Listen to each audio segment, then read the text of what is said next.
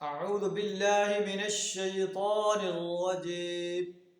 بسم الله الرحمن الرحيم.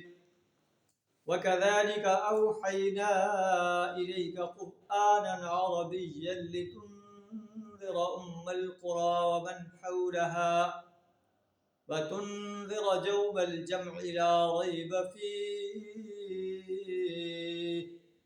فريق في الجنة وفريق في السعير. صدق اللہ العظیم. سورہ شورى آیت نمبر 7 آپ کے سامنے تلاوت. اس میں اللہ ارشاد فرما رہا ہے: اے نبی صلی اللہ علیہ وسلم، ہم نے یہ قرآن عربی آپ کی طرف واضح کیا ہے تاکہ تم بستیوں کے مرکز یعنی شہر مکہ کو اور اس کے گرد و پیش رہنے والے انسانوں کو خبردار کر دو. وَتُنذِرَ يَوْمَ الْجَمْعِ لَا رَيْبَ فِيهِ، اور انہیں جمع ہونے کے دن سے خبردار کر دو جس کے آنے میں کوئی شک نہیں. فَرِيقٌ فِي الْجَنَّةِ وَفَرِيقٌ فِي السَّعِيرِ، ایک گروہ جنت میں جانا ہے اور ایک گروہ جہنم کی آگ میں جانا ہے.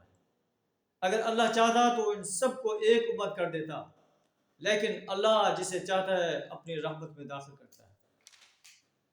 وَالظَّالِمُونَ مَا لَهُم مِّن وَلِيٍّ وَلَا نَصِيرٍ، ظالم انسانوں کا کوئی ولی نہیں ہوگا، کوئی کارساز نہیں ہوگا، کوئی مددگار نہیں ہوگا.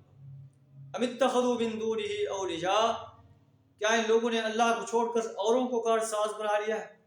انسانوں کو، جنوں کو، فرشتوں کو، انبیاء و صلحاء کو، قبر اور مزاروں میں مدفون انسانوں کو، نیک انسانوں کو اپنا کارساز بنا لیا ہے. فاللہ هو الولی، حقیقی کارساز تو اللہ ہی ہے.